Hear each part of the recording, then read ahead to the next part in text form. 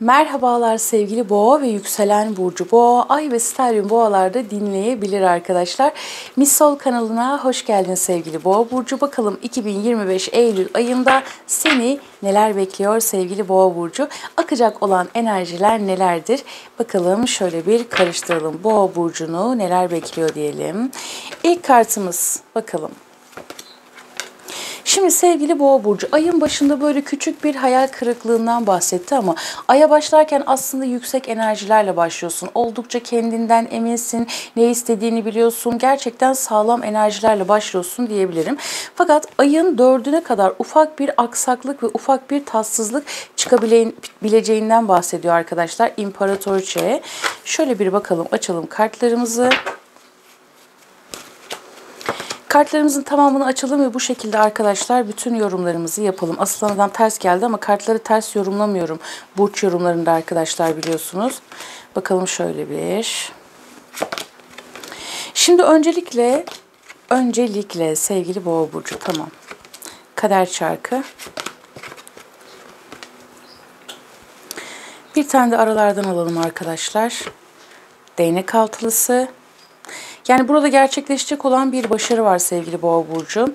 Kupa altılısı, bir tane daha alalım şöyle arkadaşlar ortalardan. Bakalım. Kariyerle ilgili gerçekten güzel bir başarı var bu ay. Evet, hani sonunda gerçekleşti diyebileceğin enerjiler aktı diyebilirim. Fakat şöyle bir durum var sevgili Boğa burcu. Önce dikkat etmen gereken şeylerden bahsedeceğim. Bu ay gergin olmamaya dikkat et. Özellikle ilk hafta sevgili Boğa burcu. Bu ay ben çok fazla tatsızlık yaşayabileceğini düşünmüyorum. Sadece ufak böyle bir rekabet ortamı olabilir, ufak bir zıtlaşma olabilir ve ufak bir dikleşme olabilir. İş yerin, bulunduğun ortam, bulunduğun çevre, böyle birazcık gerçekten oradan oraya koşturabileceğin, bir onu yapabileceğin, ama ayrıyetten hani nasıl biliyor musun? O işe gidiyorsun, oraya gidiyorsun, ona yetişmeye çalışıyorsun, buna yetişmeye çalışıyorsun derken böyle birazcık yorucu bir ay olabilir senin için ama her yerde parlıyorsun Boğa burcu. Yani ayın genelinde aslında enerjin oldukça yüksek fakat bir taraftan yönetim tarafın da çok yüksek. Hani sanki iş hayatın olsun, kariyer hayatın olsun, özellikle hanımefendi arkadaşlarım için. Yani işte iş yerinde patronsun, iş yerinde bir şeyleri yönetmeye çalışıyorsun, geliyorsun evinde patronsun, evinde bir şeyleri yönetmeye çalışıyorsun. Hele bir de çoluğun çocuğun varsa onları yönet, çamaşır, bulaşık, temizlik, işte anlatabiliyor muyum? Her şey, yani mesleğin grubu ne olursa olsun Boğa burcu bayağı bir yoğun gibi gözüküyor bu ay arkadaşlar. Ama bunların üstesinden geleceksin çünkü genel olarak enerjin oldukça yüksek olacak. Burada pek çoğunuz arkadaşlar aynı anda iki işi birden yürütmeye çalışıyor olabilirsiniz. İki projeye, iki işi, hatta birden fazla işi yönetmeye çalışıyor olabilirsiniz. Çünkü Eylül ayında ben seni, evet oradan oraya koşturuyorsun ama aynı zamanda liderlik vasfının da çok yüksek olduğunu söylüyor. Bir taraftan eğitim hayatın vardır, bir taraftan iş arıyorsundur. Bir taraftan eğitim hayatın vardır, bir taraftan başka bir iş yapmak istiyorsundur. İş arayanlar için bu ay istediğiniz gibi bir iş bulabileceğinizi, bir anlaşma içerisinde bulunabileceğinizi gösteriyor arkadaşlar. Şimdi burada senin ayın genelinde yönetim tarafın çok yüksek. İletişim yeteneğin o kadar tatlı ve o kadar lezzetli ki ışıltın oldukça yüksek olacak ve iletişim yeteneğinle, potansiyelinle, üslubunla, yaklaşımınla bir taraftan yönetici tarafın varken bir taraftan da imparatoriçe gibi anaç tarafını, hani ben diyorum ya, hem anaç hem babaç, her iki tarafını da ortaya koyabileceğin ve bütün bütün olanları diyelim arkadaşlar güzel bir şekilde idare edebileceğiniz keyifli bir ay sizi bekliyor gibi sevgili Boğa burcu. Fakat ayın 12'sine kadar arkadaşlar baş bölgesiyle ilgili ufak tefek ağrılar yaşayabilirsiniz sevgili Boğa burcu. Aynı zamanda ayaklarla ilgili ağrılar, sıkıntılar olabilir. Bir de böyle birazcık arkadaşlar iç organlarla ilgili sıkıntılar olabilir. Bunlara karşı dikkat et. Şuraya bir tane daha kart alacağım. Hani sağlıkla ilgili çok ciddi enerjiler akmadı ama ufak tefek böyle birazcık seni rahatsız eden etkiler olabilir. Çok küçük de bir psikolojik olarak hani bu daha çok ayın 12'sine kadar olabilecek bir şey. Ama her zaman ne diyorum? Tarot doğrudan enerji okuması olduğu için arkadaşlar 5 artı 5 eksi olarak alabilirsiniz. Dinlenmek senin için çok önemli olacak. Birazcık böyle olaylara farklı bakış açısıyla yaklaşmak, birazcık dinlenmek. Hani tamam, Yoğun çalışıyorsun. Sen zaten çalışmayı seversin Boğa burcu. Güvenlik senin için çok önemlidir. Konfor senin için çok önemlidir. Sağlamlık senin için çok önemlidir. Senin ilişkilerin için de bu öyledir aynı zamanda. Ama diyor ki bak birazcık böyle es vermeyi bil. Birazcık dinlenmeyi bil diyor sevgili Boğa burcu. Kendine de yazık etme diyor kartların mesajı. Bunun dışında birazcık rekabet ortamı var, mücadele ettiğin bir durum var. Yaptığın iş ya da başlatmak istediğin iş, sektör, iş hayatı, iş çevresi neyse birazcık böyle mücadele edebileceğin bir konu var. Özellikle ayın ilk yarısı arkadaşlar. Ufak tefek sınavlar var diyebilirim. Bazılarınızın evraklarla ilgili halletmesi gereken konular. İşte bir şirket kuruyorsundur ya da yeni bir iş açıyorsundur. İşte mali müşavirle görüşmek, muhasebeciyle görüşmek, devletle ilgili yapman gereken işlerle ilgili ayın ilk yarısı böyle birazcık hani bir taraftan onlara koşturayım derken bir taraftan evraklı işlerimi halledeyim gibi konuların olabilir açıkçası ama hani burada da tatlı ve keyifli bir süreç seni bekliyor diyebilirim. Yani istediğin keyifli sonuca ulaşıyor olacaksın. Bununla birlikte aileyle ilgili konulardan bahsediyor. Aileden sana gelebilecek olan destek. Aile ya da aile gibi gördüğün kişiler, kardeşlerin, akrabaların, komşuların, yakın çevren neyse bu. Şimdi kupa onlusu arkadaşlar güzel bir destek var. Ve kaliteli insanlarla işbirliği yapmak var. O yüzden arkadaşlar bu enerjileri doğru değerlendirmeye çalışalım. Her zaman söylüyorum. Yani bu bizim bireysel süreçlerimizde de geçerlidir arkadaşlar. Astrolojide de aynıdır. Tarot doğrudan enerji okumasıdır. Ama tabii onun da teknik kısmı vardır. Ben şu an danışmanlık vermiyorum ama verdiğim zaman uyguluyorum arkadaşlar. Onu da kış aylarında başlarız inşallah diyelim. Burada aile gibi gördüğün kişiler, bak seni gerçekten seven insanlardan destek var sevgili Boğa burcu. Bununla birlikte ufak tefek böyle seyahatlerin, yolculukların olabilir. Kendi bazı özel girişimlerin de olacak. Dış görünüşünle alakalı işte bakımlar yapmaya başlayabilirsin. Tatlı tatlı kokular kullanmaya başlayabilirsin. Yeme içme alışkanlıklarını değiştirebilirsin. Kişisel gelişimin için, eğitimin için, kendini çok daha üst noktalara taşıyabilmek için, kaliteli bir yaşam kendine sağlayabilmek için enerjini de potansiyelini de yüksek tutacaksın diyor. Ve burada zaten fırsatlar, olasılıklar senin hayatına akacak diyor. Destek gelecek. Yani ayın genel enerjileri oldukça güzel. Şanslı etkiler içerisindesin. Yani girişimlerde bulunuyorsun ve çok şanslısın. Az önceki şeyi şundan dolayı söyledim. Kendi bireysel süreçlerimizde de öyle arkadaşlar. Hani çok güzel bir şey vardır. Onu bizim değerlendirip değerlendirmememiz çok önemlidir. Ya otururuz ya hareket ederiz. Hareket etsek de nasıl adım atmamız gerektiği, nasıl yaklaşmamız gerektiği. Hani her şey o kadar birbiriyle bütündür ki. Burç yorumlarında doğrudan enerji okuması yapıyoruz. Herkesin bireysel süreçleri çok farklıdır. Ama bireysel süreçlerde bile evet burada olumlu bir şey var ama sen onu nasıl değerlendireceksin? Olumsuz bir şey var ama sen onu nasıl sağaltacaksın ya da nasıl o etkiyi azaltacaksın gibi ya da oradan öğrenmen gereken şey nedir gibi. Her şey bir bütündür ve önemlidir arkadaşlar. Bunu da tekrar altını çizelim. Zaten elimden geldiğince söylemeye çalışıyorum. Şimdi burada bunu dinliyorsun. Demek ki enerji akışı bu şekilde. Ne iş yapıyorsan yap. Yaş aralığı ne olursa olsun bil ki ayın genelinde şanslısın. O yüzden tatlı dille, yumuşak dille, kontrollü bir şekilde işlerini kolaylıkla gerçekleştirebilirsin. Şimdi burada özellikle ayın 12'si civarı artı eksi olarak alabilirsin. Bazı işlerin askıya alınabilir. Birazcık böyle bir şeyler ertelenebilir. Ayın 5'i, 7'si, 4'ü, 12'sine kadar olan süreç. Böyle hani nasıl bir şey biliyor musun? Ayın 4'ü civarı 3, 4, 5 gibi örneğin. Hani enerji okuması olduğu için net bir tarih söylemeyi sağlıklı bulmuyorum. İşte ayın 4'ü, 5'i, 7'si mesela birazcık böyle inişli çıkışlı ve sıkıntılı, önüne engeller çıkabilecek durumlar söz konusu. Hani bir işini hallettiğinde bile böyle suratsız biriyle karşılaşabilirsin gibi açıkçası. Bazı sıkıntılar var, ertelenen durumlar olabilir. Bazı şeyler askıya alınabilir. Bir şeyler böyle çok yavaş ilerliyormuş gibi gelebilir sevgili Boğa burcu.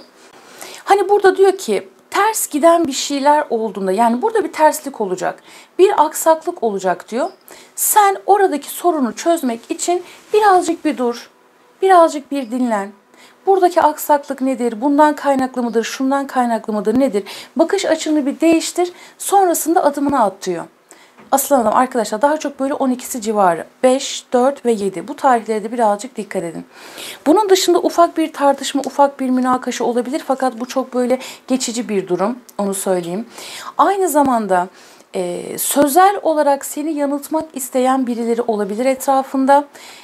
güvenemeyeceğin ya da işte hani bununla bir şey yapıyorum ama tam olarak da güvenemiyorum. Hani kalbimde bir şey var dediğim bir konuyla ilgili evet bu gerçekten doğruymuş diyebilirsin. Birileri seni böyle birazcık yalnız bırakmak isteyebilir.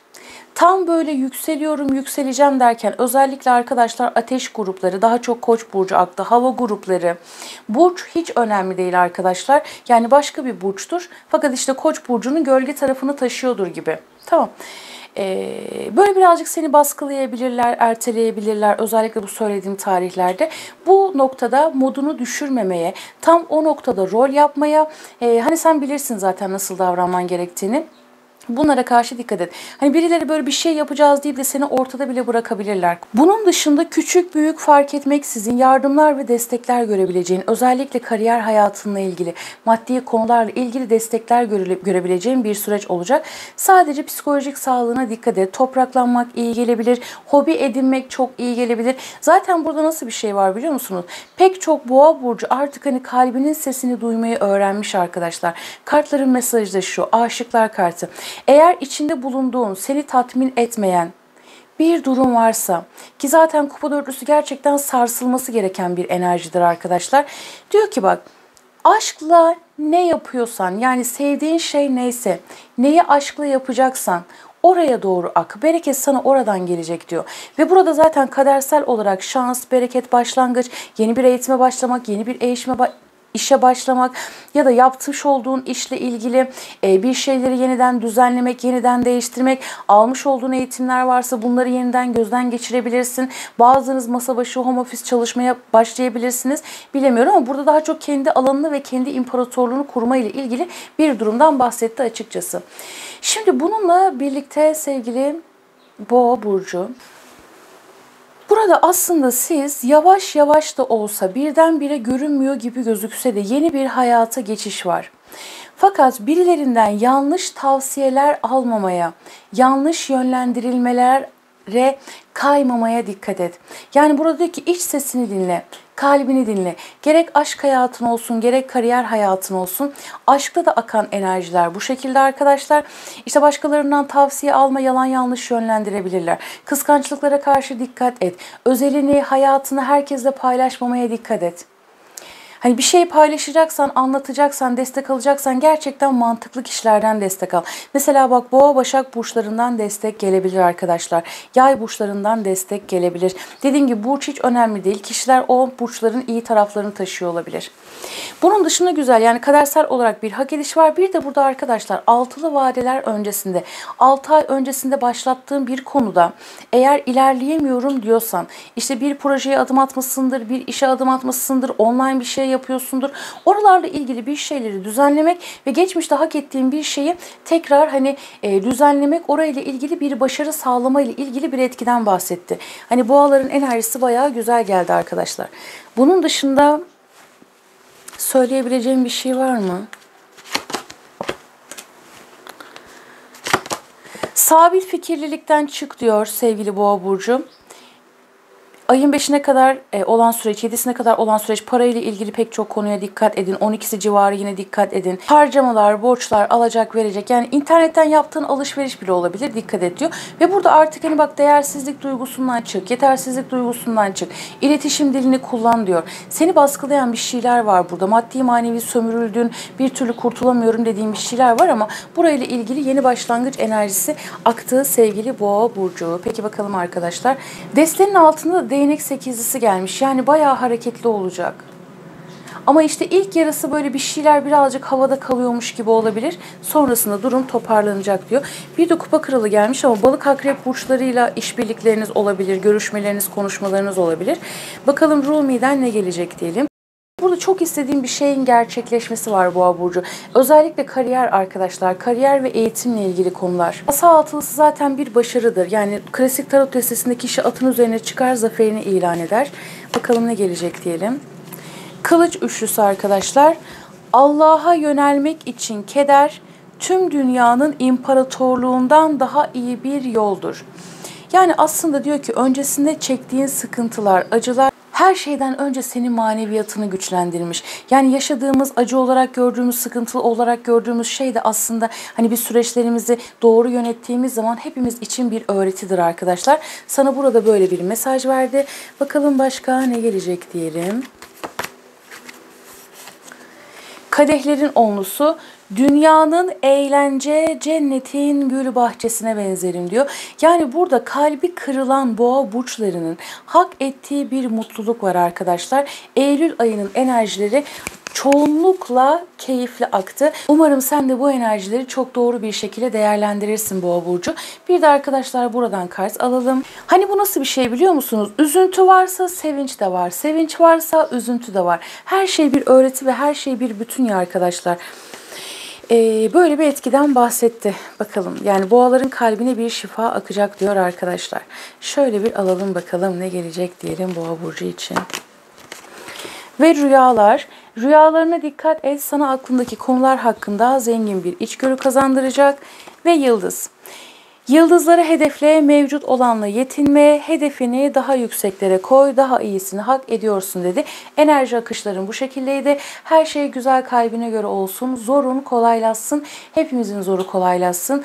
Dua ederken, iyilik isterken hepimiz için isteyelim arkadaşlar. Kendine çok iyi bak, görüşmek üzere, hoşça kal.